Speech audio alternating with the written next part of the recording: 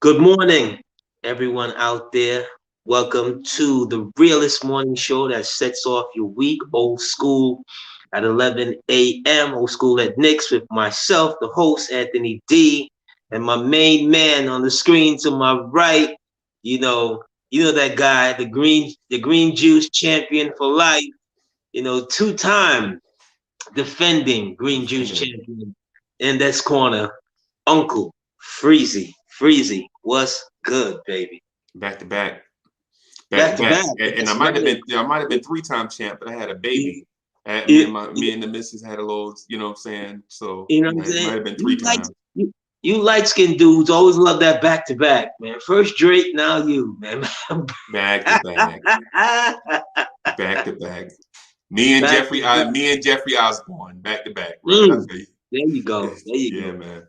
That's a better comparison. Jeffrey Yeah, Oz. man. So I was laughing with some friends about our conversation on vibes and stuff about music, the music Mhm. thing we had, um, and how it's funny that you think you know music until you get around somebody else that knows music, and how what you think is a gem only serves as a means to jog somebody else's memory. Mm, You know what I'm saying? You know how like you absolutely. could say you could say like I tell the story all the time about how Mr. Williams, who was a major mentor in my life as a young kid, you know what I'm saying? And I didn't know it at the time. I thought he was just being cool or whatever. But he was like serving me up all these life lessons like during this stretch of time that I was in school or whatever.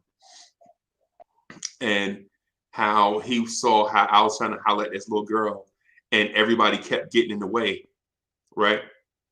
And so he played this joint after the love is gone. It was a new hot cut by Earth, Wind and Fire at the time, Absolutely. right? And so little kids they didn't want to dance to nothing like that. You know what I'm saying? They wanted to dance because it was a whole bunch of man. This group named Chic had these two joints that was out at the time that was hot as fish grease, right? Hmm. And so that's all they wanted. That's all they wanted the DJ to play was just play this man, just play the one song. And Mr. Williams was like, "Yo, you want me to play the one song for 2 straight hours?" And you know how Mm. kids is, you know what I'm saying? Play it again. No, man, we ain't. So I go over, I get cut off by this goon, right? He asked this girl to dance, the one that I was trying to get to. And so I got cut off. And she's like, no. And so he was like, yo, it was like Mr. Williams. And it was like a whole bunch of um, fifth grade, sixth grade teachers. Um, they like, and I keep forgetting, like at the time I didn't notice, but as an adult, I realized that these dudes that was mentors to me, they wasn't nothing but like 25 years old, 26 years old, Right. being mentors to little kids that's 11 years old, Right. 12 years old. You know what I'm saying? And it wasn't nothing. And hey, what's up, fellas? What's good? How y'all doing? And it wasn't nothing. Everything was innocent, right? It wasn't nothing, no malicious, no odd intent. It was just, you know what I'm saying, men trying to be around, women trying to be around, trying to be positive role models for kids and all that stuff. So he was like, yo, I'm gonna play this joint, Uncle Freezy. You gonna know the cue. Cause I'm gonna play the hustle and then I'm gonna snatch that shit off. I'm gonna Mm. rip the needle off. And Mm. people gonna get mad. And then that'd be your cue to go over. So and I know you remember the hustle, right? Do the hustle. Absolutely. Do do do do do do do do do do. And everybody had to do their little dance. You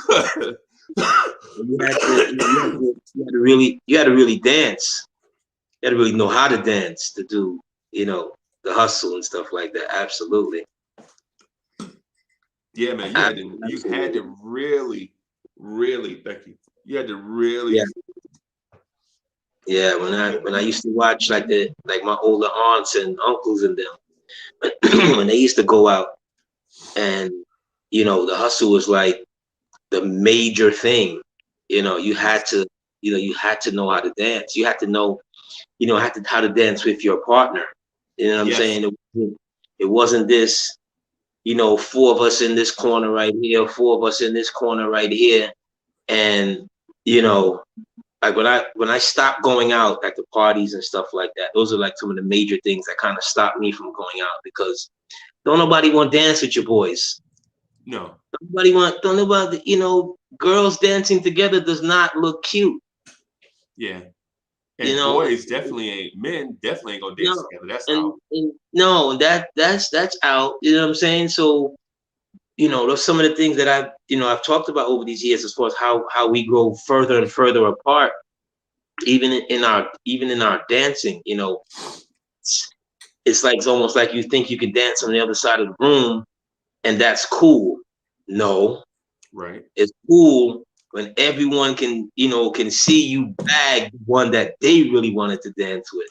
Right. You know what I'm saying? You had the nerve, as you're about to say, as they throw on After the Love Is Gone, and Uncle Freezy dude, you've been Uncle Freezy since you came out the womb, dude, for real. You're like an old dude. Yeah. You're like an old dude at two. Yeah. Yeah. That's what they call me, bro. I mean, what you want me to say? What you want me to say? I mean, what you, I mean, hey, I wish I had a cool nickname like Pumpkin or something. That ain't what they call me, bro. They call me Uncle Uncle Freezy. Freezy, Yeah. you know, Yeah. I wish I and had then a you I wish go I had a cool scurry, nickname like Tomcat or something. you know what I'm saying? Like Top Dog. They ain't call me Top Dog and that like that, bro. I'm Uncle Freezy, man. but um but the thing I was getting at about that though is um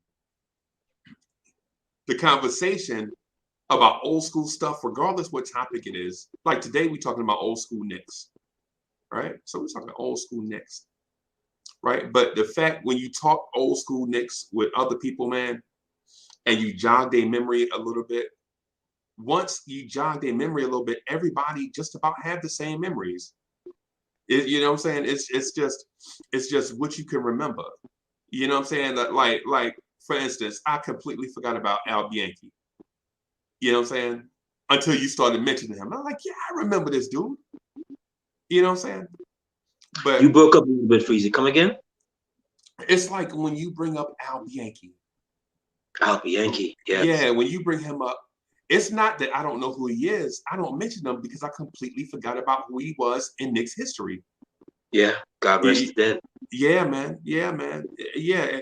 It's like another thing too. At the NBA draft, the rumor, people don't remember this, but it was clear as day. It was damn near done, right? At the 2003 draft, Michael Jordan was about 80% of the way to purchasing the Milwaukee Bucks instead of Right. the Charlotte Hornets. You remember Right. that?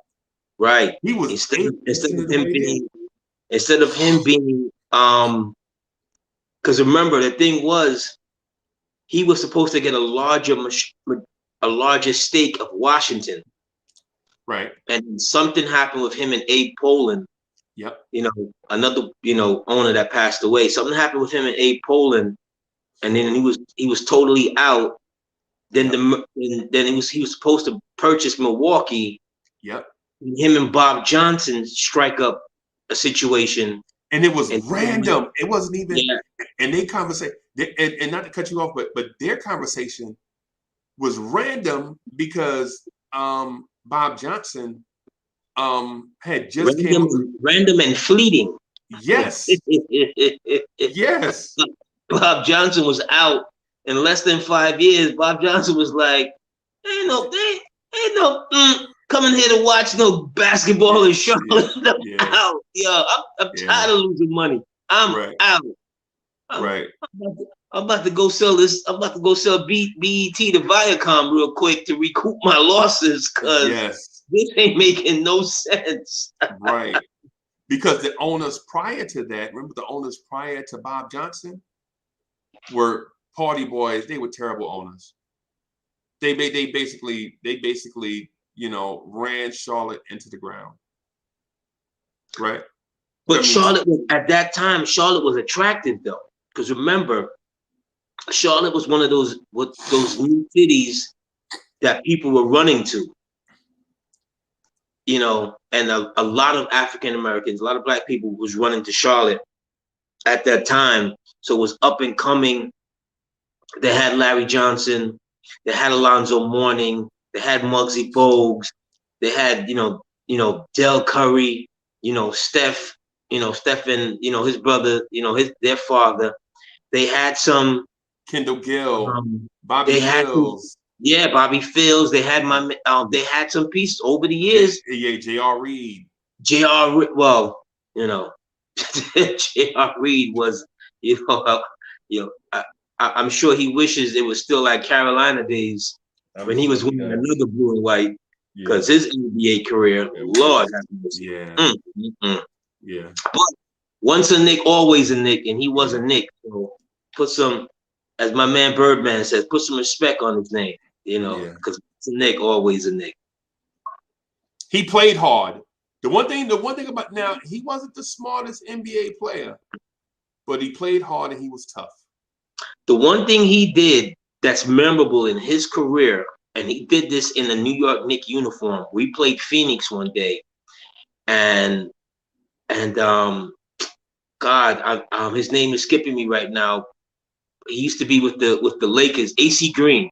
Yeah. AC Green is now in Phoenix, and this is no longer Jerry Curl juice dripping AC Green. This is flat cut, Big Daddy Kane box cut AC Green.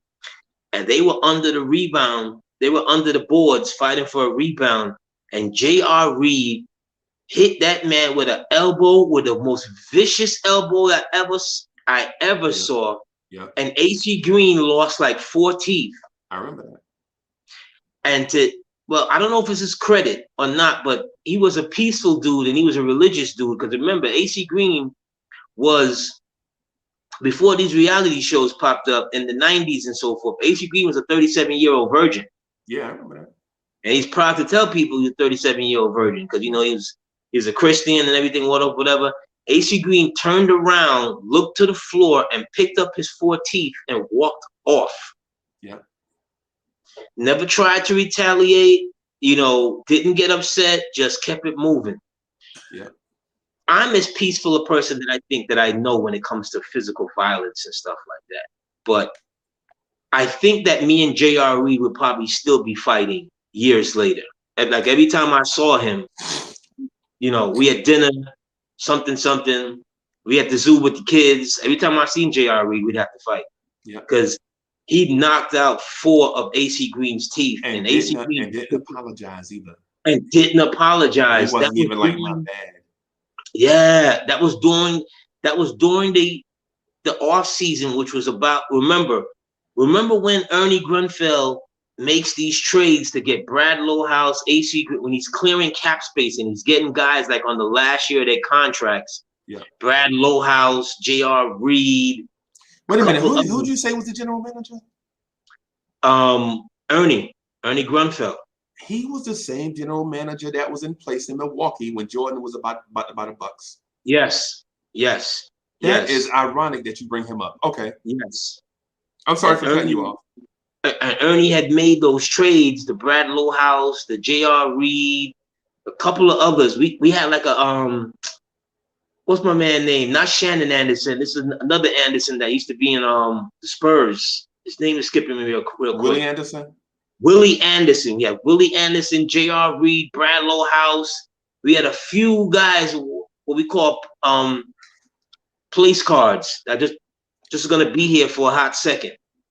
And then that off season, which is like, the biggest free agency off season at that time, 96. Right. We know what happened.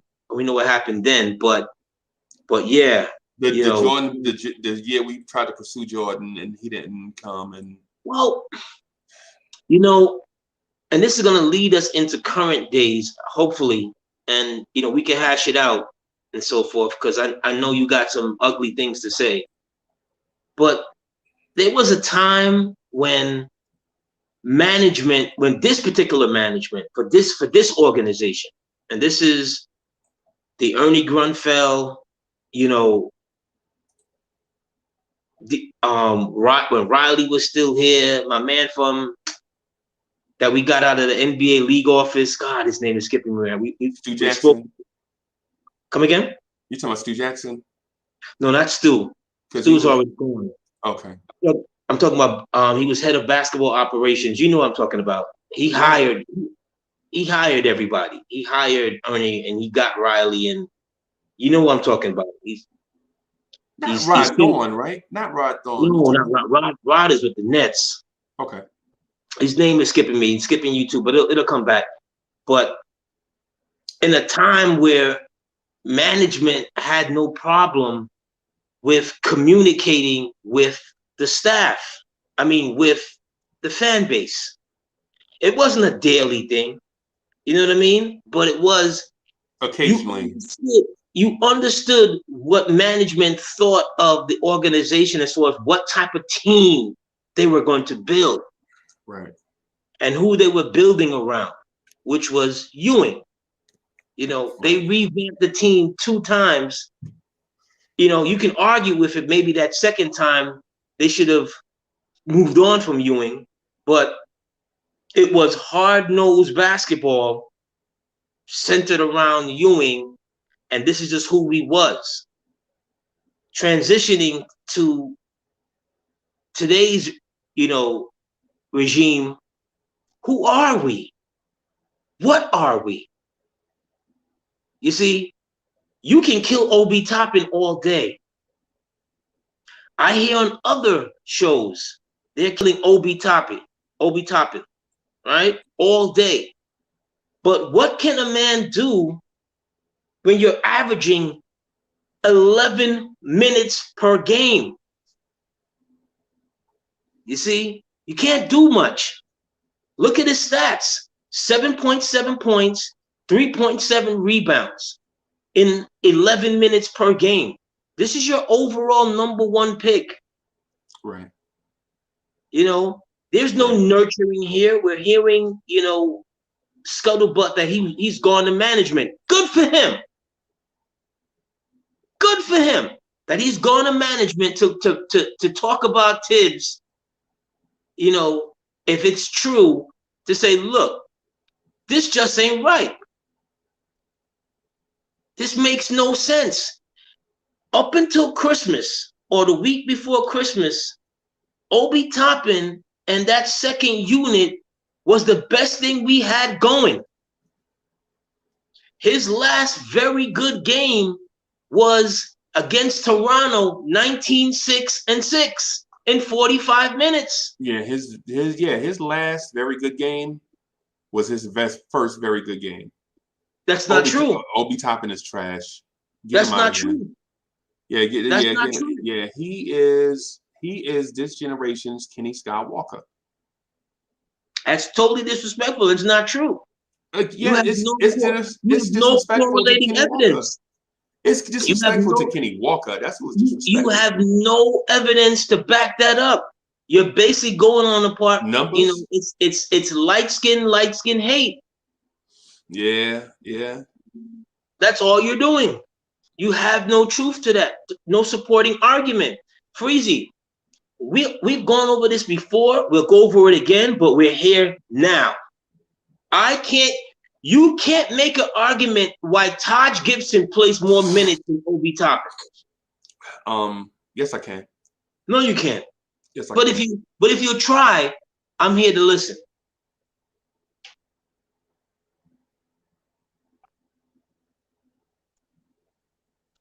We could start with crickets. We could start with simple things like, how about play hard when you get on the floor? That's not Freezy. That was Kevin Knox. That's Kevin Knox, No. And I don't want to kick his back in on the way out the door. That's not Obi Toppin. No, that's Kevin Knox. And so for y'all, for the ones in the chat that's gonna automatically assume that I hate Obi for the mere fact that he is Obi Toppin. No, I don't. You do. No, I don't. It's beige rage. It's beige rage. Yeah, I got you. You know what it is though?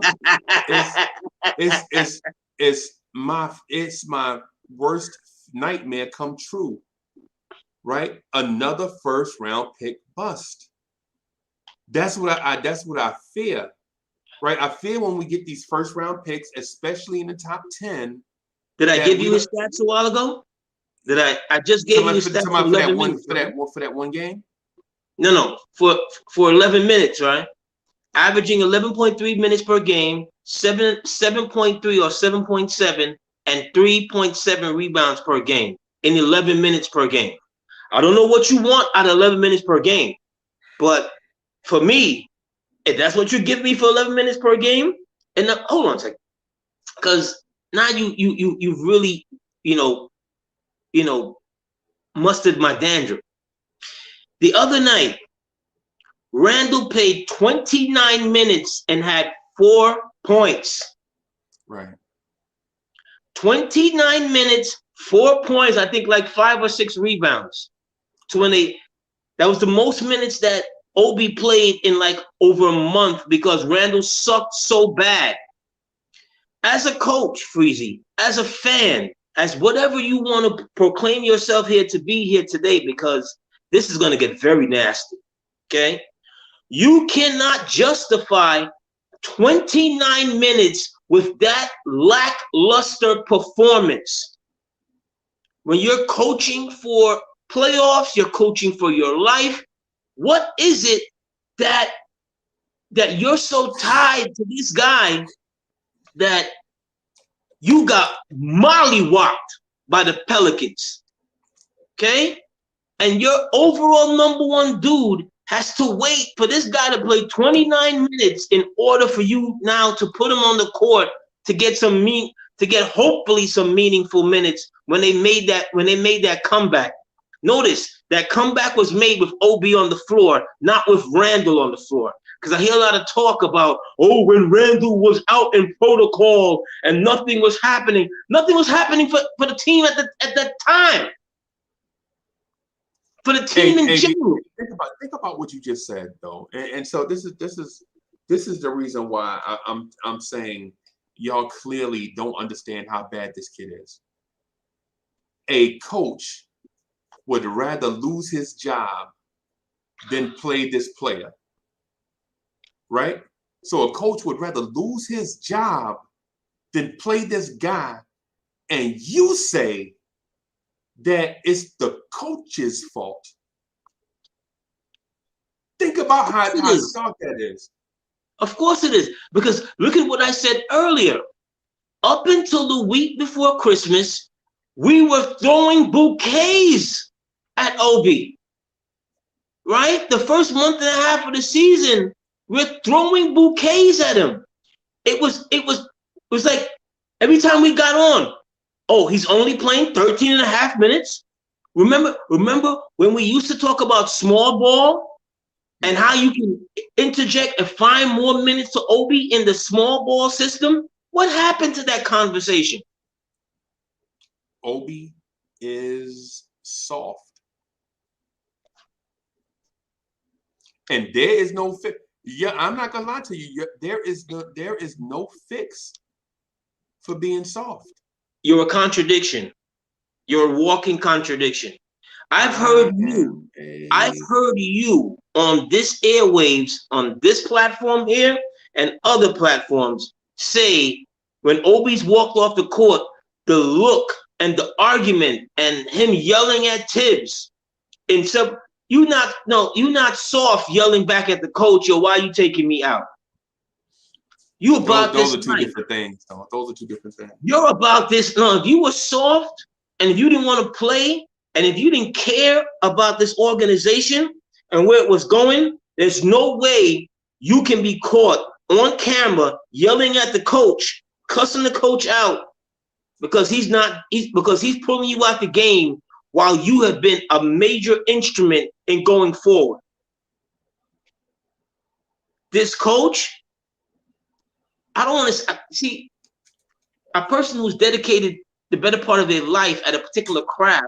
I don't want to call them, they don't know what they're doing. That would be unjust. But in this instance, He is a part of the problem because management is one way and he is another way. You understand? Right. And just because Julius Randle had a good season last year with nobody in the building, okay, with nobody in the building cross country, nobody in the building, and he made a statement, New York, we here. A year later, he's giving you the thumbs down and cussing you out and telling you how much he doesn't want to, whatever he said, just to be a couple days later, he's sorry. So that's soft. That's soft. When you can't take a couple of boos and you want to cry and you want to run to the media and you're going like this and you're ready to have your explanation, that's soft. Yeah. I feel you. Let me put the accent on the T. Soft. I feel you. I feel you. I feel your passion there, bro. But what would prove to me that Obi's not soft? If you're frustrated, go to the G League and prove to the world that you can play. Right? He can play. And no, wait. Have you seen Obi Toppin in the G League yet? Who puts the number 8 draft pick in the G League? The Knicks don't. The Knicks don't. If you were to put him in the G League right now, right?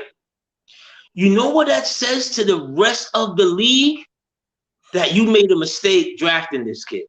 See, that is the reason why Obi Toppin is a bust. Right? Because if you can play, it doesn't matter where you go play. Because if you can play, nah, man. Because there's such a thing called trade value. You understand? No, it's the reason why Philly can't trade Ben Simmons. There's such a thing called trade value. Trade Ben Simmons because they want too much. But Philly can't trade Ben Simmons because everybody knows they have to trade Ben Simmons. That's why they can't trade Ben Simmons. I think you're bugging out on the oh my God, look who here. Uncle Fulio here, White Falcon. What's good, y'all? Hey, Uncle Fulio, man, if we had some more time, man, I'll open this thing up, man. So open it to Fulio. Open it to Fulio. I told him I would eviscerate him on camera with his nonsense. Open it to Fulio. Man. No, open it to Fulio. Open it to Uncle Foolish. You heard me. You heard me calling you out. Open it to Uncle Foolish. The data analyst general. Come out here with your fugazi stats. Back to your impossible defense. The fact that Jericho Sims, Miles McBride go up and down to the G League just to get reps, and Obi Toppin in his second year won't do that, only proves to me that Obi is a bust. He doesn't have things that he can develop in the G League. I'm sorry. Can Obi schedule himself to go play in the G League? Or is that a management thing? Is that what we're doing now? Is that what we're doing now? Obi can decide whether he goes to the G League or not. Is that what we're doing here, Freezy? Because if he can do that, then he can schedule himself to be in the game when Randle plays 29 minutes and gets 4 points. I feel you. I think Uncle Fulio's message says something like, I'm walking a dog or something he can't jump on. Something you go walk a dog, because I verbally cut your liver out this morning. You go walk that dog. Uncle Fulio's excuse is I think he said something about his butterfly net. It was something. I don't know. I don't know. So, but anyway, Uncle Fulio can't. Randle's soft like them Navy dudes. Soft. Oh, wow. Soft. Wow. Look for excuses. You got $110 million. And you got the bag. And you know what you did? You went shopping for you and your loved ones, and now, yo, the other day on Fulio's show, this is yesterday. I'm I love hearing Julio him, though. Uncle Fulio. I'll put the uncle on it. Uncle Fulio. I'm listening to his show, and I'm hearing him come up with all kinds of excuses. Well, maybe because he just got a new baby was the reason why he's playing so bad. So you know what?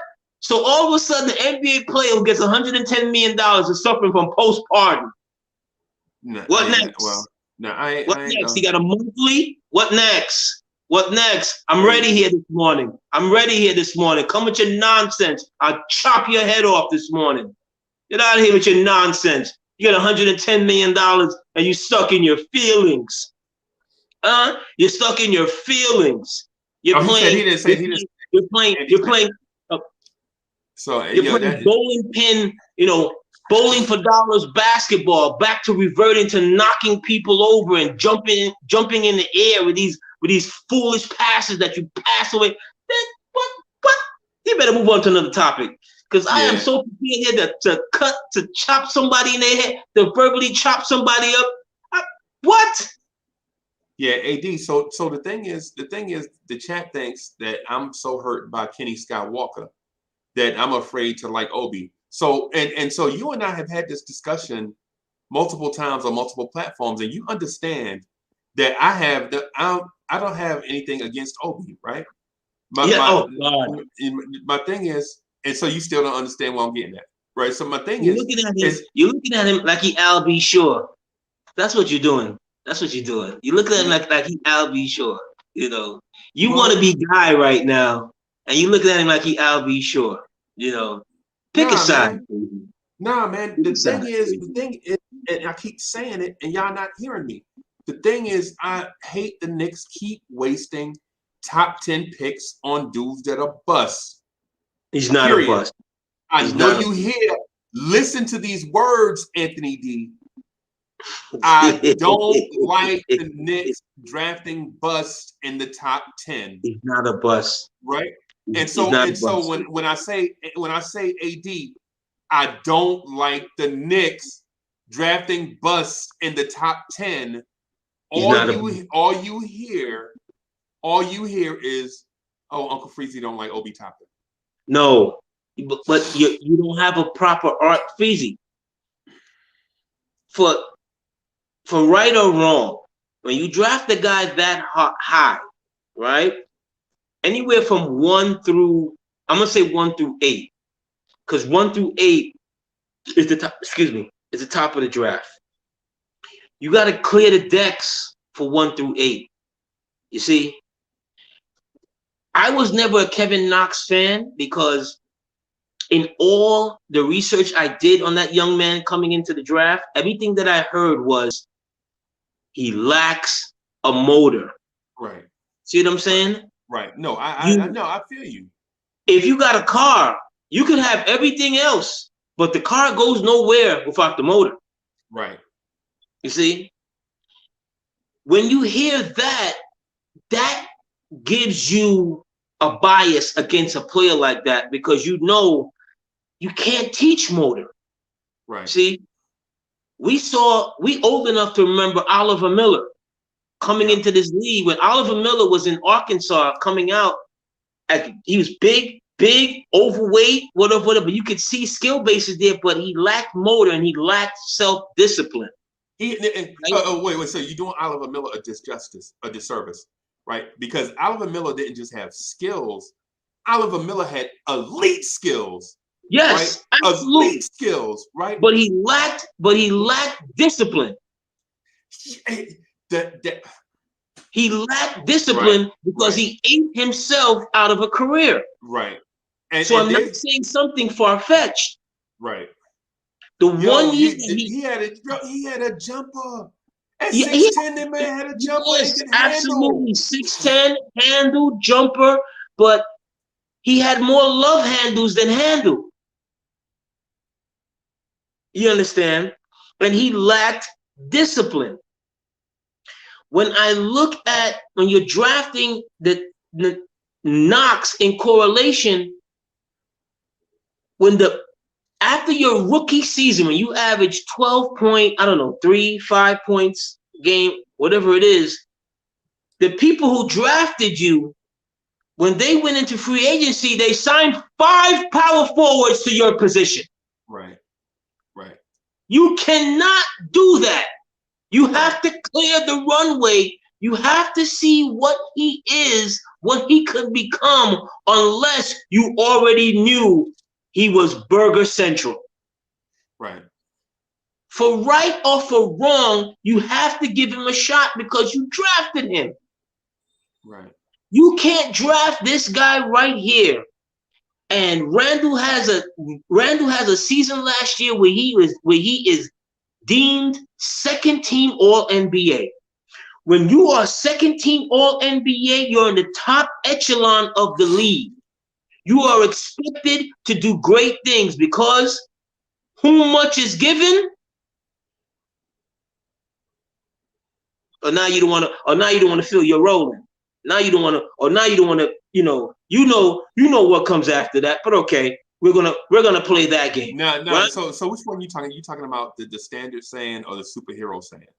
See, because you can give me either one. Because as you know, as scholars, the scholarly way to say it is, for to whom much is given, much is expected, right? Okay. And then, but if you want to do the superhero version of that, which is the most popular version, people say, to whom much is given, much is required. You know what I'm saying? You a superhero in my eyes. So I'll take your version, right? I'll take your version. But you want to sit there and we give a lot to this gentleman, and then when he's not producing, we now want to find excuses for him. Right. You see? But he's in the way of who? Of someone that we drafted. If I said this the last time we were on, find a place for him to where he can develop and play regular minutes that's not sporadic, or find him a bus ticket out of town so we can stop this nonsense. AD. If Randle, you think this is going forward, you think you can build a championship with a 6'9" man that wants to begin his offense at the top of the 3-point line and wants to bring the ball up, you can't get a fast break with Randle. You couldn't get a fast break with Randle if Randle was driving a Corvette on the court. You couldn't get a fast break with Randle. Why? He ball hogs to everything. Boo-hoo, random Knicks fans. Boo-hoo. Wham! Somebody hear a baby crying somewhere. Somebody shut that baby up. Nah. I'm just messing with you, bro. You know what this thing can start with, man? Well, you know what this can start with? How about less cherry picking and more grind? Right? The dude's job description starts with the word power. Right? How about we start there? How about you defend guys at your position? Right? He's not. Oh my God! Come on! You can't. Come on! Stop it! Stop it! You can't call him a turnstile at his position because I didn't call him that. What you're doing is you're cherry picking a moment or two. That's what you're doing. Cherry picking was your phrase, right? You're cherry picking a moment or two in an average of 11 minutes per game. Right. That's what we do. That's what we do. AD, can we just do this, man? This is just what I want. If you want me to stop calling Obi Toppin a bust, that's what you want me to stop doing, right? You want me to stop putting this stuff out here in the universe for this player that averaged 4 points in his first season, 7 points in his second season. You want me to stop calling him a bust. This is what I want him to do as a player, right? As a top 8 pick.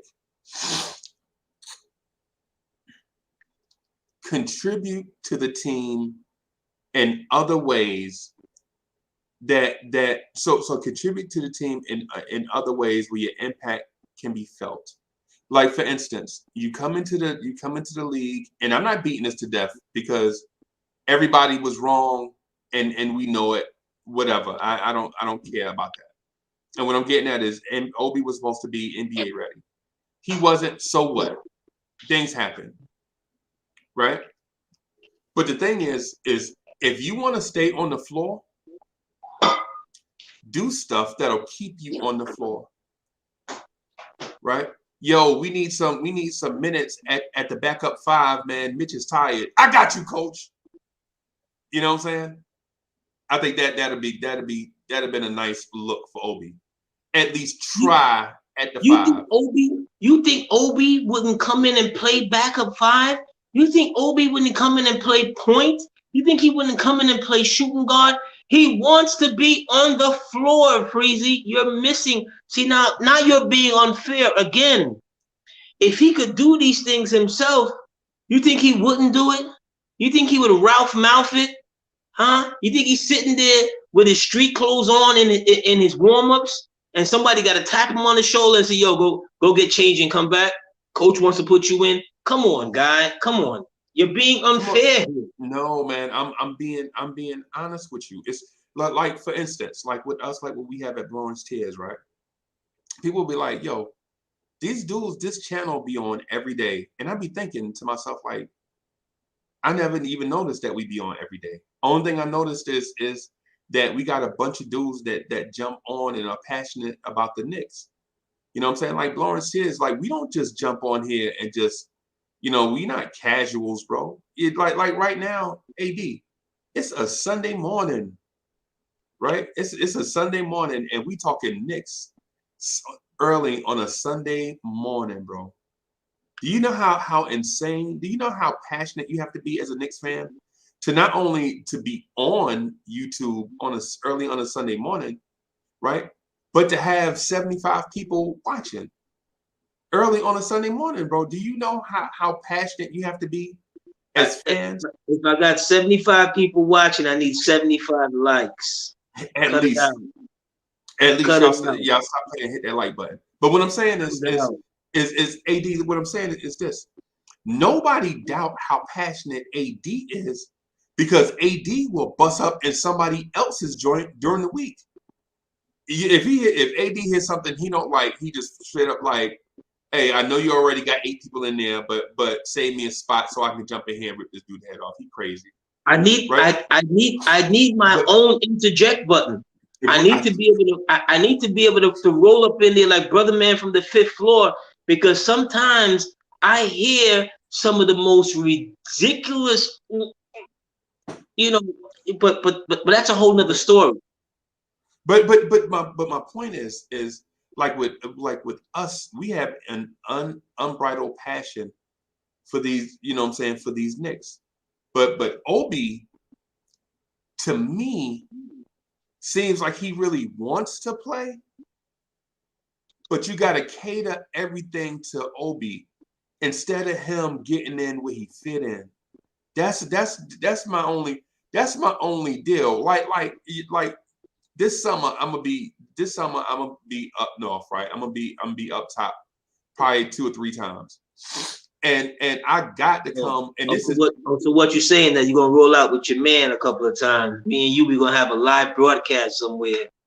Or even, to me, would be even better if it's just a few of us, just have a little private joint somewhere where we just go out and hang out. You know what I'm saying? No cameras, none of that stuff. We just being ourselves, just like somebody's steakhouse or whatever, and we just, just have a good time. I got you. And you know what I'm saying, and do something like that. And then afterwards tell it, because to me, because this is the thing. With us, the camera is always rolling, the camera is always there. But making memories, just kicking it, just doing stuff outside of that, you don't really get those opportunities. Absolutely. Like say for instance, we up top and it's a Anthony D, Free Keith, Uncle Freezy, D Poetic, all of us at like a around a table, and we just chopping it up, just talking. Ain't no cameras, ain't none of that stuff, man. We just kicking it. And then if y'all decide to share what we did or whatever, that's fine. That's cool. But to me, anyway, what I'm getting at is, bro, Obi, get in where you fit in, bro. Make your bulldoze your way into something. You know what I'm saying? Don't let a coach stop you from blossoming into the great player you are. Okay, let me Coaches ask you this can't deny question. your talent, man. When you do that, hustle. Let me ask you this question. Let me ask you this question. What happened from between the beginning of the season to, let's say, around December 16th, 17th, when he was playing so good that we were asking about what I've asked, what I mentioned before, small ball, more minutes, whatever. Right. Can you please explain to me what happened from the December 17th to where we are a month later? What happened in that month? You're coming into the season, you're playing so well. What happened? What did the coach not get from you to when you were playing so well to all of a sudden your minutes are sporadic? Make I me don't. understand it. Hey man, I don't know. But hey, I don't know. But AD, listen. So my thing. I keep saying it, and for some reason, like I'm looking at the chat, Hence, everybody is looking at it like Uncle Freezy. Hey, Obi. Yeah, y'all don't understand English. Clearly, yeah, yeah. clearly y'all don't understand English. Yeah. hence, Me criticizing Obi got people butt hurt. You know what I'm hence, saying? hence why I'm at where I'm at today. You see, hence why where I'm at, and it's not that I don't see what you're saying as far as when you get on the floor, in those 9 to 11 minutes, do as much as you can and whatever. This Right. is basketball. See what I'm saying? Basketball is like jazz. There's no repetitive motion. You see, or there shouldn't be a repetitive motion. Right. It should flow. You Right. see, where if the best thing you did was a pick and the pick set someone free, and you had several of those picks that set someone free for a shot, for a pass, and whatever, then you've done your job. You see, Taj Gibson. Taj Gibson, right? Then you've done your job. Here's the thing, though. I don't need when I'm pointing it out in the Obi direction, and maybe it's me when I turn on the box score and I'm looking at before the game. Like sometimes I'll catch the game in the first quarter, whatever, and I'll come on. But the first thing I do is I turn to the box score. When I'm watching Taj play more minutes early, when the game is still early, whatever, I'm like, okay, then what is he doing from the second quarter that makes you can't put Obi in and get something different, but positively the same for the entire team? You see, you've gone backwards with the young man. Right. That's my point for you. You've gone backwards with the young man. I remember, and every Knicks fan should remember this. Tim Hardaway Jr.'s first season here culminated by him going to the All-Star weekend, and he had one of those great moments where in the rookie game, him and I can't remember the gentleman's name that went to Syracuse. They had a moment where they were going back to back, shooting 35 for the 3-point shots, right? Kind of culminated his season. Right. And people were like, yo, if nothing else, I saw Hardaway look off Melo a couple of times, and he averaged 11 points. That's rookie season. He went out there to the All-Star week, and he represented, and looks like something. Looks right? like something, right? Yep. Looks like something. We come back, going into the next season, all of a sudden, the first half of the season, it's like, what happened to this young man? Right. What's going on? Something is noticeably off. Right? The only paper that picked this up, and we hate Berman, but to his credit, he picked up a story that no one else picked up, where Derek Fisher was trying to get at his girl. Yep. Right? it became such that they had to ask Hardaway about it. Was there anything to it? Right? Right. If there was nothing to it, he wouldn't even given the time of day to that question. Right. And this is before Derek Fisher was found, on an airline somewhere, supposedly going to take care of his kid, right? But on his way to get two-pieced from another crazy beige rage dude, right? Right. When they asked him Hardaway about it, well, I'm paraphrasing, but in his statement, he said he went to his lady to ask him about, what are you doing with the coach? Yeah. What is this? Yeah.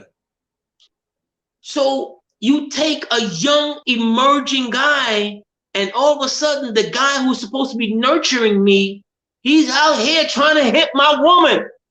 Right. And you the head of the organization. Well, unfit on the court.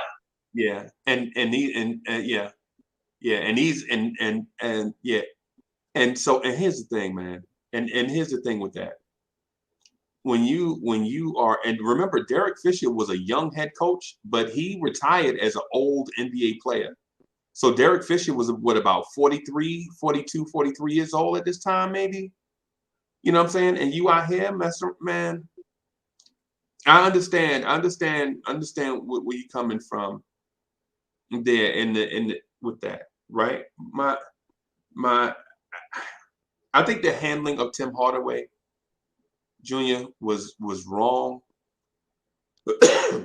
As I look back on it, I was probably one of those that probably should have been more patient with Tim Hardaway Jr., especially when toward the end of his tenure when he was playing through injuries.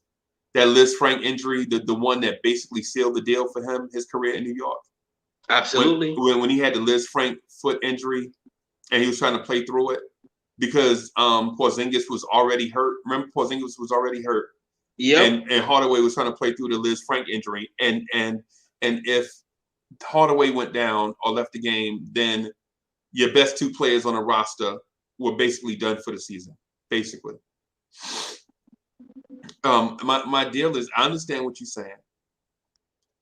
What I don't want to do though, and maybe you're right, and maybe I'm naive, but I don't want to assume that the same thing is happening to Obi Toppin within the organization. It's the same thing, but in a different way. Like there's probably something different happening with Obi. Yes, but what I'm saying is, the same thing with Knox in a different way. When you go out and get 5 power forwards after the kid just had a 12.3 point season, what is that saying? Yeah. See what I'm saying? When you go out and RJ Barrett showed all this growth as a shooting guard, right? 17.8 points per game, average 41% from 3. You go out and you go get the Frenchman and you take away his position, right, immediately, and then you give him more responsibility defensively, right, in a place where he was comfort. How is that nurturing your young? Right. It's not nurturing your young. I agree with you. I agree with you there, AD. I don't listen. My whole thing is I'm not saying I'm opposed to youth. You know, as a matter of point here, I'm pro youth. I'm pro young players. Right? I'm for young players. You know how we have these discussions all the time, man. You know I want young players, bro. I don't want to. Yo, you remember the pictures of Pat Ewing coming out the game in the third quarter, and they have to ice his knees up, ice his elbow up, ice up both wrists, and he over there looking like Frosty the Snowman. And then when the coach called him to go back in the game, he got to unwrap all that stuff just to go back in the game. Remember that? Absolutely. People don't. A lot of people don't remember that, bro. I remember when Pat Ewing got subbed out of a game. It was a job just to get him iced up so that he won't so his joints won't swell up so bad that he can't go back in. You know what I'm saying? Like you legit you couldn't sub Pat in and out because it was a ritual to get him iced up when he came out the game. The dude had iced up his knees, ankles, elbow, wrists, all that stuff. He had to stay iced up for like 20 minutes, and then he can go back in the game. You know Absolutely. what I'm saying? Yeah, and you don't want to. And for those that don't, that think that I'm just BSing, go look at Pat Ewing at his last few seasons in the league, right? No, look at him from his rookie season on, because remember when he got to the Knicks, he never had an injury. Right. He never had an injury. He was an absolute. His nickname was Beast. Yep. He was an athletic freak. Yep. Right? Coming into the league, he was an athletic freak. Yep. You're talking about a man that the coach said to him as a freshman playing against North Carolina, anything that comes in, send it back. Yep. And the coach said, you know why? Even if it's a goaltender, send it back because the person who comes in doesn't remember the goaltend. All they remember is they got the shot blocked. Yep. Yep. And if you look at that, and if you remember that the first 3 minutes of that North Carolina Georgetown 1981-82 game, Pat blocked the first 12 shots. Yeah, I remember that. From everywhere. From the weak side, from the strong side, from the top of the key, he would run anywhere and he blocked everything. Yeah. So when I hear, and now I'm going to transition now, so when I hear people talk about, well, Mitchell Robinson got too much responsibility because he's got to come from the top of the key and he's got to guard his man and blah, blah. That's your job. But the point that I was getting at, like Pat Ewing is different, right? Obi Toppin's not Pat Ewing. No, he's not. Yeah, Obi Toppin. See, because Pat Ewing wasn't going to be denied. And I don't know how fair it is to compare not only the number one pick, but maybe a top 5 center of all time and his beginnings to Obi Toppin. Right? Because in fairness to Obi is not a low post player at power forward. Obi Toppin's not. Obi Toppin is not. He's not a shot blocker, a rim protector, or any of these things. Obi Toppin is a transition power forward that plays on a team that does not get out in transition. Here's the thing with that, though, and I'm not cutting you, Freezy. Here's the thing with that. In basketball, right? When you have percolated certain things within me, you can get other things. Right. See what I'm saying? One can lead to another because you trusted me on the court. You've trusted me through mistakes. That's the problem and it's not just here, but it's around the league with young players. Young players make a mistake. Young players go out the game. You know what I've heard throughout the week? Not just this past, not just last week, but the week before. The running topics, because I'm on everybody's show. I try and listen to as many shows as I can. G-Mo, this goes out to you and your recent show, and them hobbits you had on your show, right? Well, they said that he was the most draft ready. Who is they? Who are they?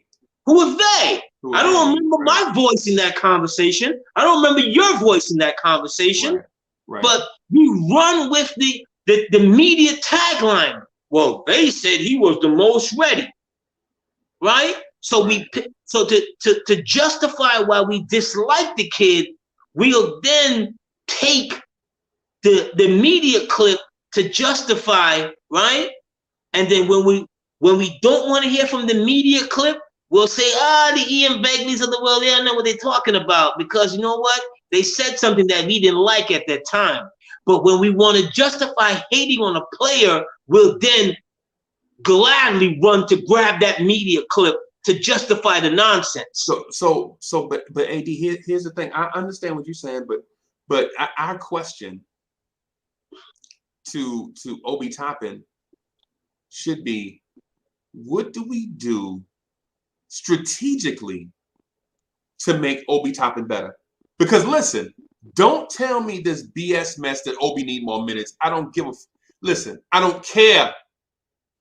Y'all killing me. Y'all sound this whole give Obi more minutes thing is stupid. Give him more minutes so he can do more of the same. How about you be more productive with the minutes that you have and prove that you deserve more minutes? Again, what happened from November 1st through December 18th when we were throwing bouquets at him, right? What happened from December 18th through today? You've already answered that question. You don't know. Right. You already answered that question. You don't know. So it's a player issue. It's not a player issue. It's got to be an environmental now he's soaking. Is it an environmental issue? Because if it's an environmental issue, it's a little all because now he's soaking, and young players can't see past today. All they know is you didn't play me. You can't tell a young guy, well, in 3 years from now, what? 3 years? Right. AD, and guess what, man? And guess what, Obi Toppin? It's January 2022, right? There is going to be an NBA draft in June 2022 this summer. Better believe it. So while you sulking about the limited minutes that you're getting, man, I should be getting 25 minutes. Oh, you should? Should you? Really? Okay. Statistics say, and we've talked about this on this show, and others have talked about it on their shows, that Obi Toppin's numbers don't statistically skyrocket in more minutes. They gradually increase, which means in more minutes, all he does is the same production, accumulate small stuff. It's the Craig Biggio. Is Craig Biggio as good as Derek Jeter today? Right? No, but he was good. Right. That's what I'm saying. Like does Craig Biggio and the same number of opportunities impact winning the way that Derek Jeter does? No, but he was good. But he was a good accumulator of stats. He wasn't diamond. He wasn't. That. Sometimes you need that, Freezy. I remember, and not to cut you. So hold that point right there. The first time I ever get on these podcast airwaves was when, going back to Tim Hardaway Jr., New York fans used to have a hard on or a soft on for Tim Hardaway Jr., right? When I got on Sim's show, the very first night, I'm at work one night, late, and I called in and I said, Sim, you're a coach. And he said, yep. It's my first time calling. You see me in the chat, and we broke ice right there. And I was like, look, when you are the best player of the team, sometimes you're gonna take some bad shots. Right. Why? You got the ball the most. Right. Sometimes to Randle's credit, or to help Randle out, sometimes you're gonna make some bad passes. Why? You got the ball most. Right. That doesn't make you the difference maker. That doesn't make you the worst player. That's a management structurally has placed you in a position where you should not be. Right. But because I'm better than these other cats, and more times than not, especially on those Knicks teams, when Hardaway signed his second contract to come back to the Knicks, once they heard $17.5 million, Knicks fans immediately went, he's not worth that money. Right? So everything from then on was attached to the money. Right. So everything that he did, it was well, he's only shooting 43%. He's only shooting this, that percent, and shooting this and that. Everything became, when he had nothing else around him Right. to help him. Right. You see what I'm saying? You I do can't understand what you you're saying. can't do that to players and be objective. I understand your point, AD, but what in the grand scheme of things, what I'm getting at is this. The two comparisons. You can't compare Craig Biggio to Derek Jeter, right? And here's why. When Craig Biggio goes 3 for 4 against the Padres to see what team is going to be in fourth place, one team's in fourth and wants to stay there, and the other team is in fifth trying to climb over the other one, right? He goes 3 for 4, right? And they say, oh man, Craig Biggio had a hell of a game. But that Sunday night game is Derek Jeter and the Yankees versus the Boston Red Sox in Fenway for first place. And Derek Jeter goes 2 for 4, right? He doesn't get as many hits as Biggio, right? But the Yankees win and overtake the Red Sox for first place. And Derek Jeter dives into the crowd and bruises his shoulder. You know what I'm saying? Making a crucial out so that the Yankees can then skip over bringing in a reliever. But now they back on offense. They come up to score a run, and now they can get to Mariano Rivera because Derek Jeter made an impactful play. So my point is Derek Jeter going into the crowd, bruising his shoulder, making a catch, right? And the official scorebook looks like a pop out to shortstop, but it's not just a pop out to shortstop, right? Because if I love when Met fans remember that play. You remember that play. Right. You remember that. But here's the thing.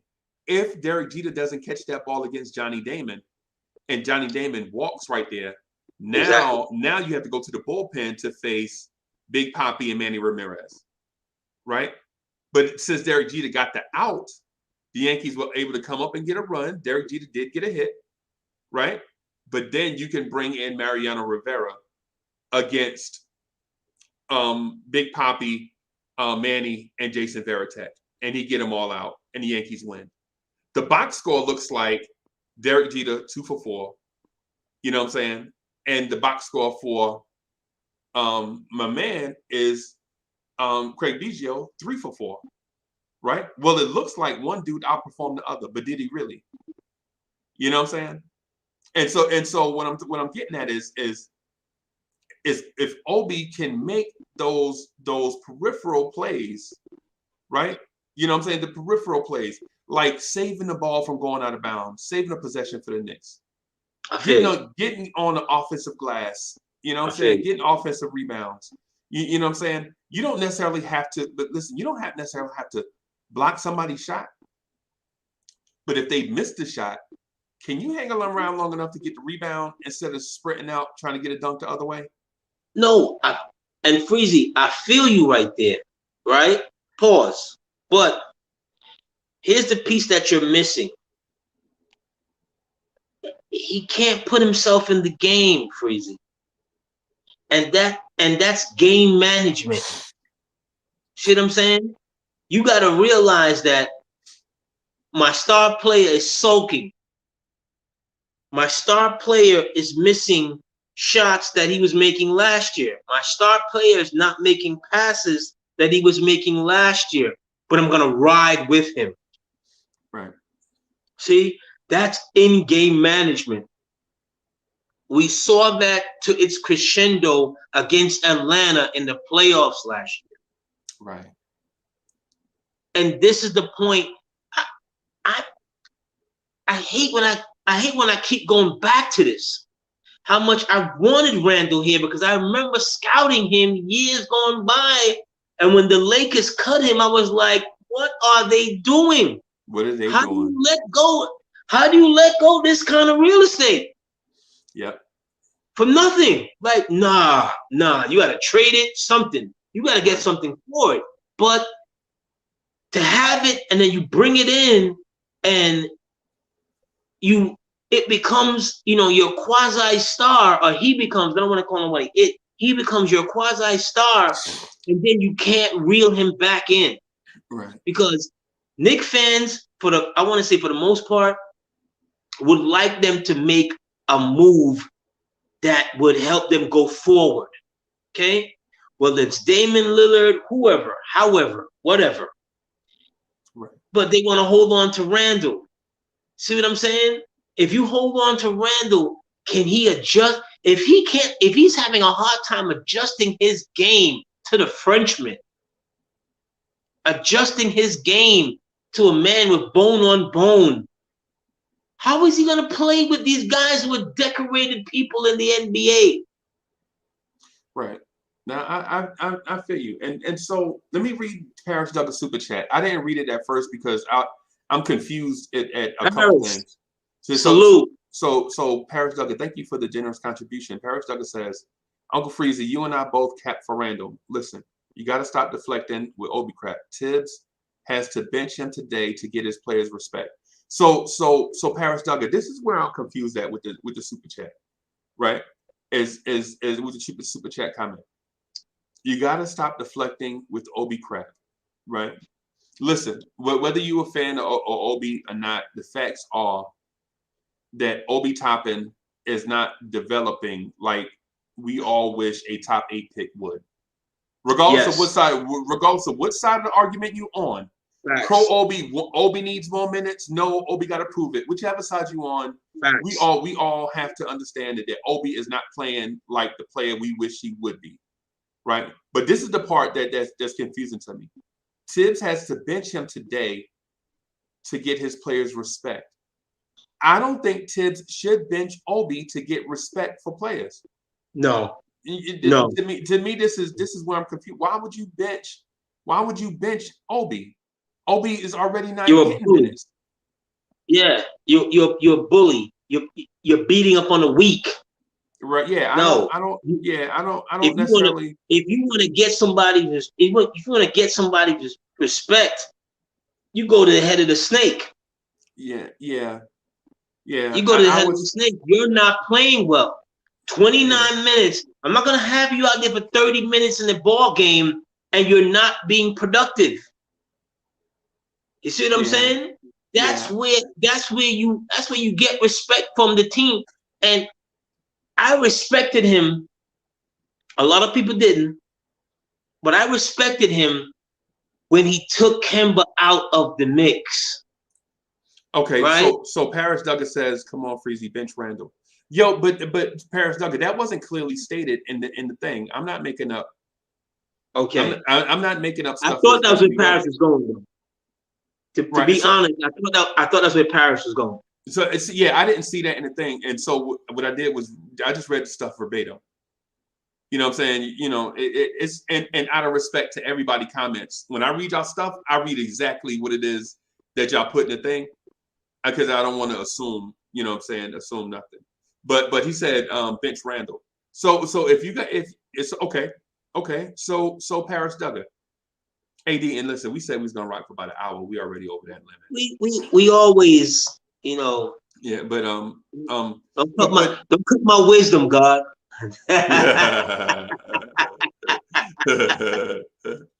Yeah, man. So the thing is I am in a position where I feel like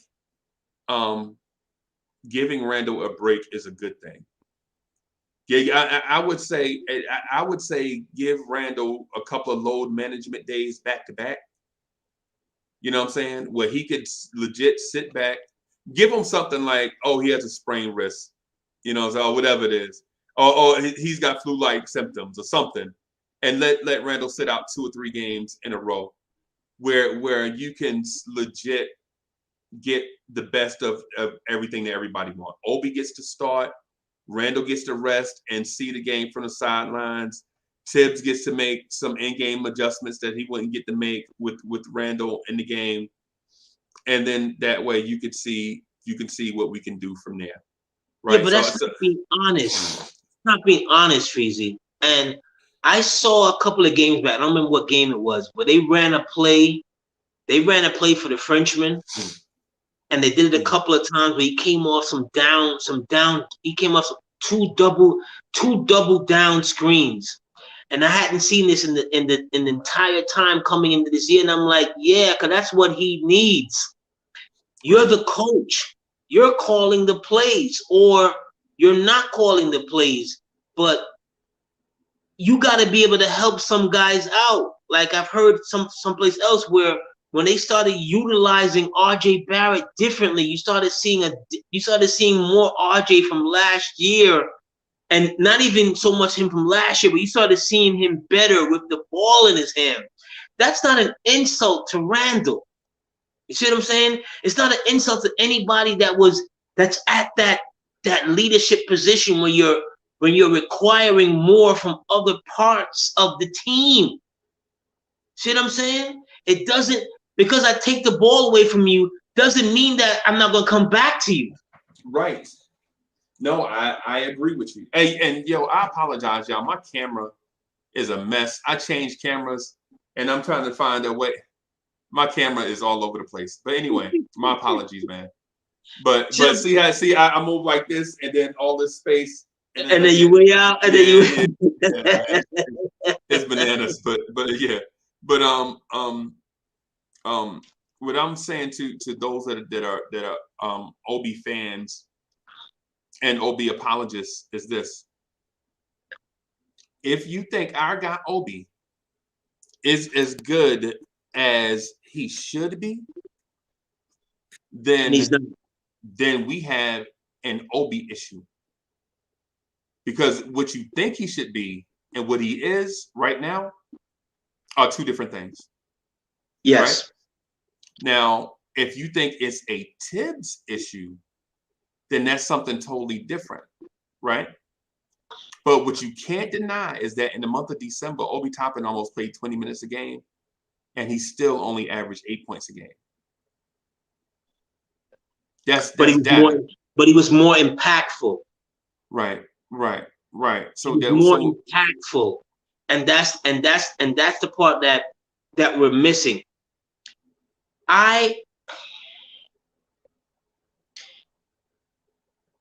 Look, if you're gonna build around Obi, if you're gonna build, better yet, scratch that. I heard somebody say over this last week that the Knicks weren't trying to win this year. And I said, well, I thought about it for a hot second. I said, well, that's quite obvious because they gave out Christmas gifts in August. Right. Go ahead, Freezy. Go. I'm with you. Then fade back on the chair because that hurts. Right. You come off of being a 4th seed, making the playoffs for the first time in 5 years, 6 years, however, but yet still coming into the offseason, you weren't trying to win. Then what were you trying to do? What were you trying to do? So what were you trying to do?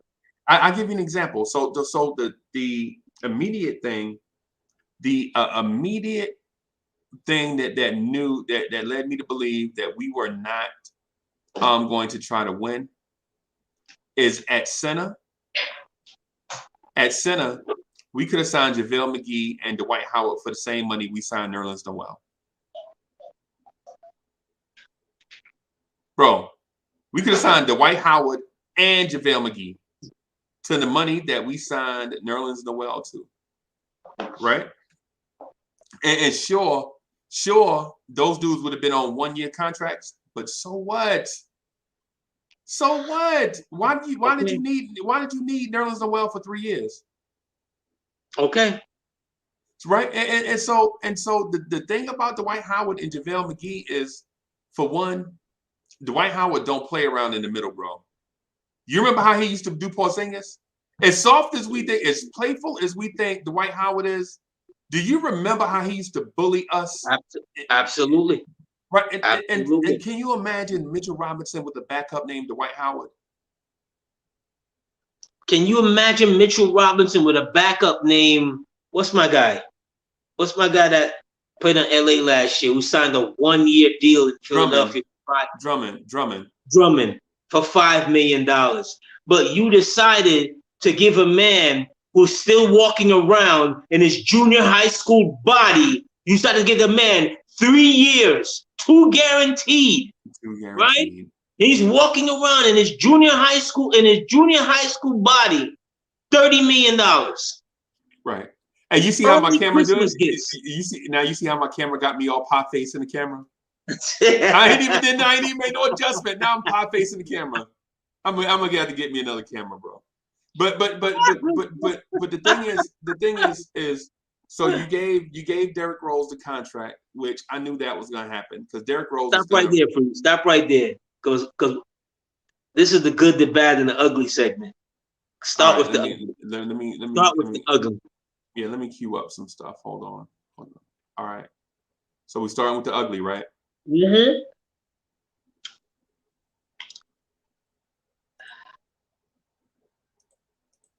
How many games has Nerlens Noel played this year to justify $10 million that he's getting for this one season? Oh, you making my head hurt, bro. You making my head, bro. You making my head hurt, man. You making my head hurt. Has he played 10 games? No. Does he? He has not played 10 games. But he got a 3-year, $30 million contract with 2 guaranteed. Yes, because he's better than Drummond. He's better than Howard. He's as much as I have pronounced that I would never see that Shaqtin' a Fool legend in the Knicks uniform, it would have been more prudent, more efficient to sign him to a 1-year deal than to give this dude $20 million for 2 years, who still looks like his junior high school picture. Right. And then on top of that too, Dwight Howard and JaVale McGee have championships. Right? And so what that does to a team that made the 4th seed last year is brings experience to the paint, and you bring in veteran prototypes of the guy that you already have a younger version of. You know what I'm saying? Like, for instance, JaVale McGee is an athletic freak, even though he looked clumsy sometimes. He is an athletic freak, right? But he is not sometimes. Not sometimes. I know. But the point is athletic as JaVale McGee is, he is not more athletic than Mitchell Robinson. Right? No, he's not. But Mitchell Robinson's thing is, in practice, he has never gone up against somebody as athletically gifted as he is. Never. Until this year. Until this year. Sims. Yeah, but he's young. So Mitch dominant. Just straight athleticism, Sims. Right. And, or I take that back. You remember DeAndre Jordan was here? You remember when DeAndre Jordan was here after the Porzingis trade? Yeah. So he challenged Mitch, and Mitch came out of his shell, right? But having Mitch go against that every day, I think would have made Mitch a better player, right? So you signed Derrick Rose. That's where you stopped me at, right? So you signed Derrick Rose, and what has Derrick Rose done after signing his contract? Right? Had a good 1 month. Had a good month. And I like Derrick Rose. Had a good month. Right. But you gave him what? 3, 2 guaranteed. Yep. 3 for 43. Yep. 3 for 43, 2 guaranteed. You gave out Santa came to town in August. Yep. And you said and then you offered Taj Gibson the vet minimum, right? But then went back and ripped it up and gave him $5 million. Why? You didn't think can't make this up. Yeah, that's what I'm saying. So you can't make this up. You can't. And so the thing is We are It's bashing ugly. Tibbs. We're not we're bashing Tibbs because he's got dudes named Nerlens Noel, Taj Gibson, on the roster getting major minutes. When all you had to do was just not sign one of those dudes back, and Obi would be getting minutes. I mean, at some point, we have to recognize that either the front office doesn't have faith in Obi, right? Or that Obi may not just be it. I want Obi to be successful because I get tired of throwing away first round picks. I get frustrated with throwing around early. I get frustrated, man, when I hear names like John Thomas, Yeah. Jordan Hill. Jesus. You know, tell me if this sounds familiar. With the number 8 pick in the NBA draft, the New York Knicks select some random lottery bust. Stop right there. John Thomas. Stop right there. Jordan Hill. Stop right there. Frank Ntilikina. Throw in the bag.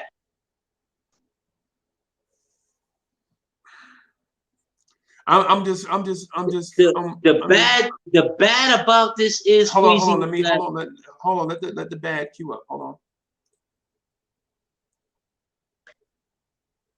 The bad about this, Freezy, is that you still have the memories of all of these picks, first rounders, that didn't make it to a second contract, let alone you have proper game footage on them. Jordan Hill, yeah, I would beg somebody to find Jordan Hill in the New York Knicks uniform. Yeah, he only played half a season. His rookie season, he got traded. No. Whether he played half a season or not, find footage of him in a New York Knicks uniform. Right. You can't. There's no such thing. Maybe him and his family got it because they were so happy that they drafted him and overall number 1 pick, 6'10", blah blah blah blah. He's out there. Right. You can't keep you. This way is not sustainable to build a franchise with success. The last several dynasties that we had in here, Golden State, the Spurs, it was built, even Milwaukee. No, I know Milwaukee's not a dynasty, but Milwaukee's best player drafted him. Yeah. Drafted him. Spent time with him. They moved things out the way for him. You understand what I'm saying? They moved things out the way for him to procure that talent. Right. I mentioned 2 weeks ago, Utah, who's been in the playoffs as far back as me being in junior high school, traded Adrian Dantley. Yeah. To get him out of the way so Karl Malone could be Karl Malone. Yeah. And Adrian Dantley, a Hall of Famer, right? Into Hall of is Adrian? Well, he should be in the Hall of. I don't think he is. He should be in the Hall of Fame. I don't think he is. Bro, dude was a man. Look, Mark Aguirre is not in the Hall of Fame. So Mark Aguirre is not in the Hall of Fame. You better believe it. Get out of here. Get out of here. You better believe it. Get out of here after this game. Yao Ming is. Yeah. You know who else? You know who else is a Hall of Famer first ballot? Bill Bradley. I'm a Knicks fan, and I'm a Knicks fan, and it was a different time back then, and their selection process and stuff like that. Bill Bradley's not a Hall of Fame. That dude was the most ordinary player you ever seen in your life. Yeah, but what can you do? You know what I'm saying? I argued with somebody one day about, and we're veering, but this is all bad, so it fits. Yao Ming versus Rick Smits, or Yao Ming versus Charles Oakley. I'm like, if Yao Ming is a Hall of Famer, then Charles Oakley's a Hall of Famer. Yeah. Like, what are you talking about? I'm like, Yao Ming, for whatever you thought he was going to be in this NBA, he was okay. You have no memories of him being super dominant. You got memories of him showing up against Shaq when Shaq was, ridiculing him and stuff like that and whatever. But in the playoffs, In the playoffs, Yao was always hurt. Right? Always hurt. He was Yao Ming or Rick Smits. I'm like, Rick Smits was on an Indiana team that made the playoffs every year. And was a contender for the conference finals every year. And actually made the finals. Right. Yeah. Yeah. And actually made the finals. So sometimes it's all about the politics, because what?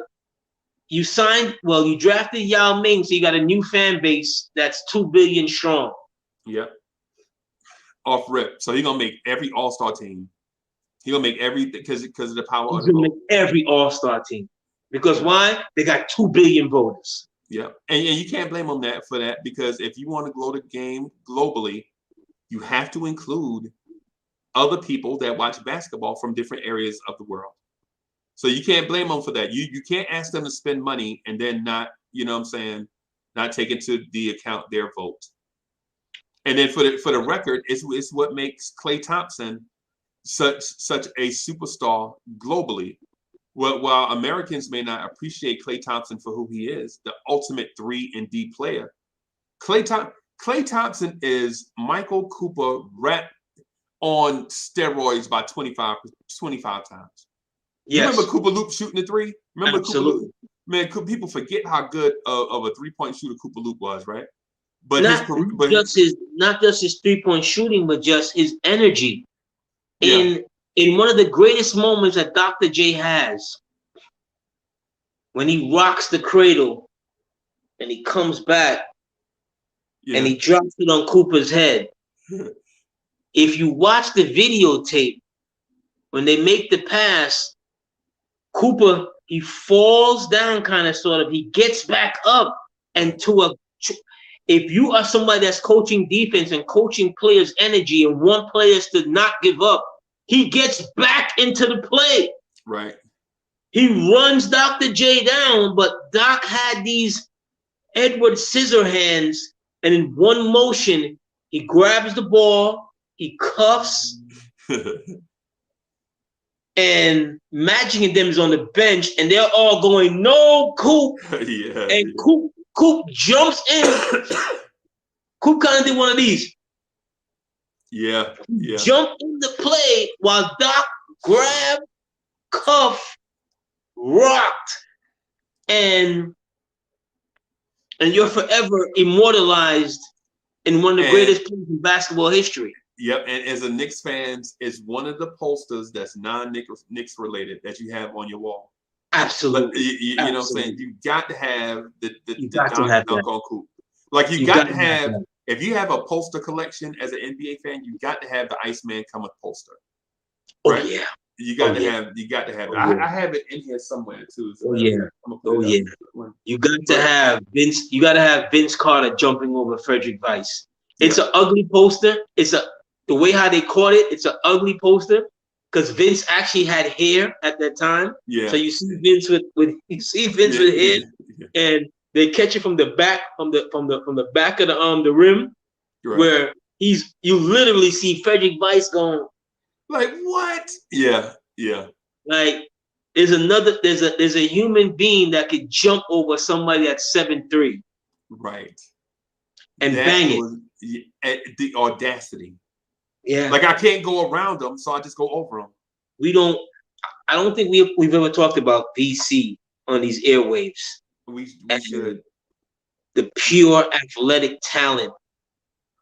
When VC came to the New York tri-state area to go to Rucker, I remember this like yesterday. It was raining that day. So they had to find an indoor gym. I think they found the Gauchos gym up in the Bronx or something.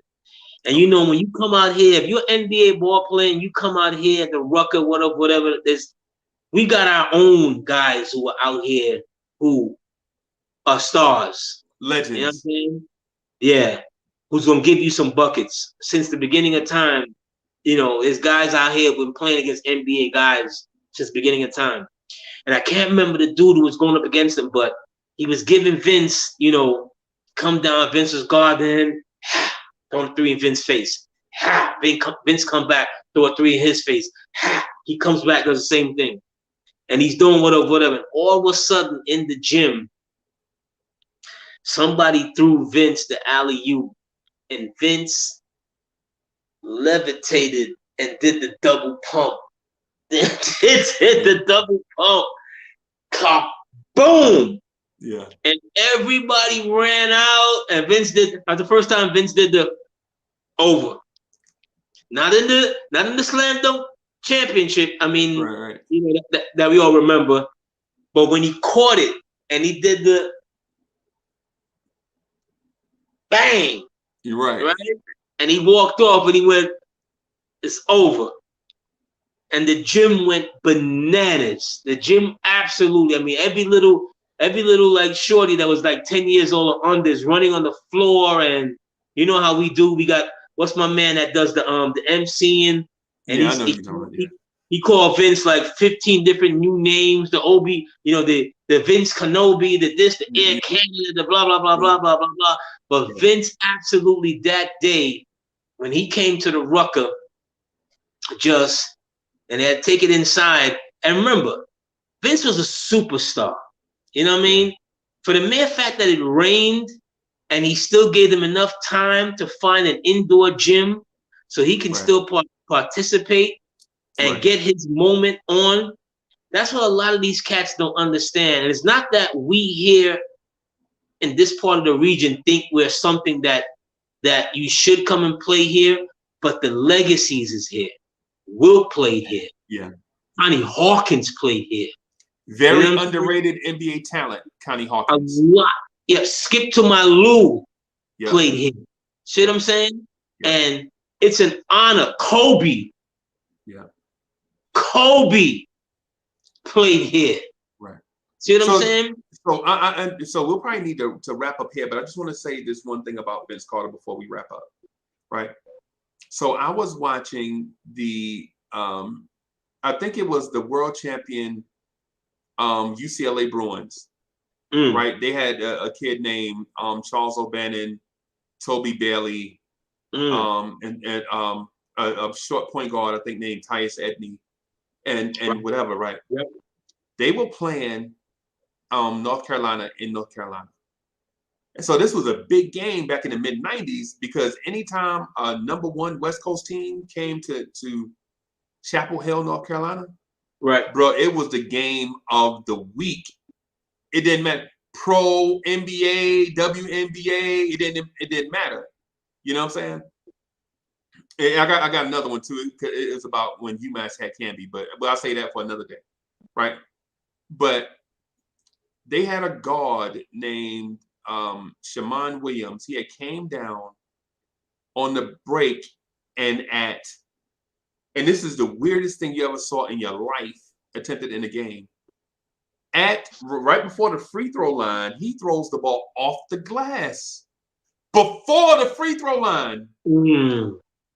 Vince Carter jumps before the free throw line with two hands, cocks it back, and throws it down, but he misses. The ball spikes way up in the air. Right.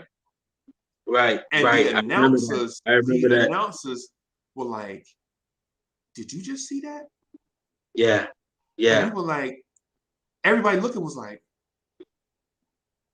"What was that?" Yeah. Vince Carter was amazing away from throwing down the most amazing in-game dunk you ever saw in your life, right? And this dude was a freshman. Amazing. This dude was a freshman. Yeah. And so when we saw it, we was like, and the only reason why he didn't make the dunk is because the defender poked the ball away at the last second. At the last second, right. I remember that. And so when you saw that, he was like, did this dude just take off from the free throw line off 2 feet? Yeah. And is levitating. To the rim.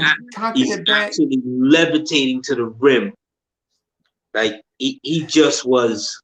And he doesn't get enough. You know, we remember him for the mere fact that Vince has played, 21 years? Well, last year was his last year. And he played, 21 years in the league. And he kind of got that that nice guy farewell, from whence he came, Right. and he's not remembered. Is Vince Carter a Hall of Famer? Absolutely.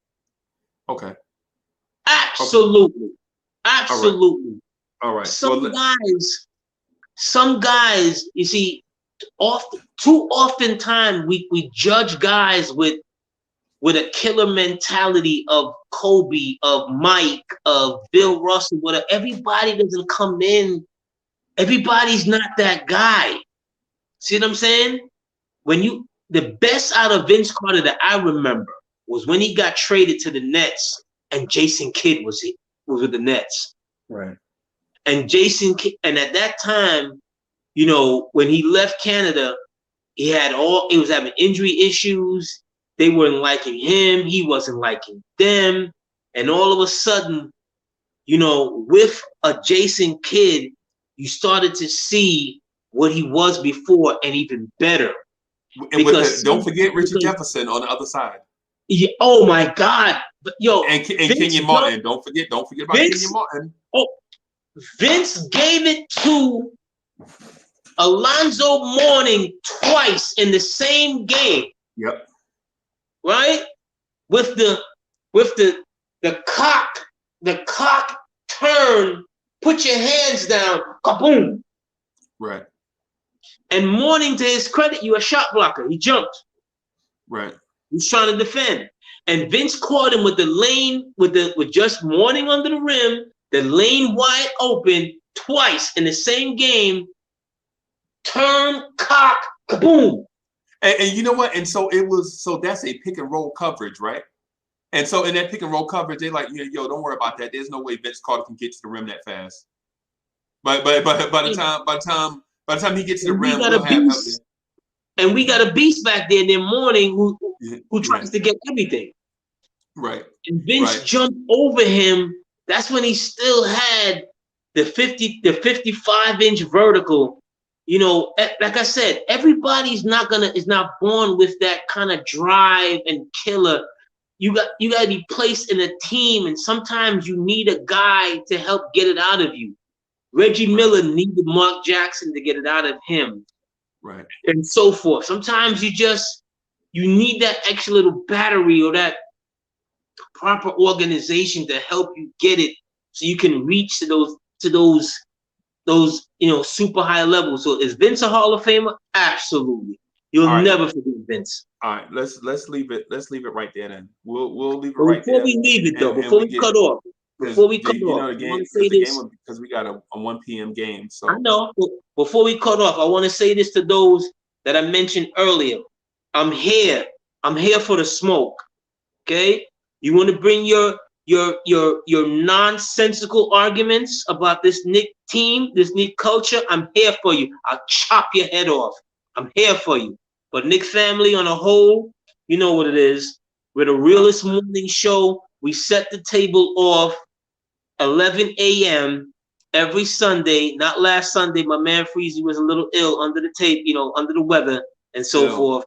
But he's still a little ill, and he's still out here giving it all he can. But we're here every Sunday. We set the week off 11 a.m. with the old school Knicks on the journey. Come ride with us and stay with us. You know what it is, Knicks family for life.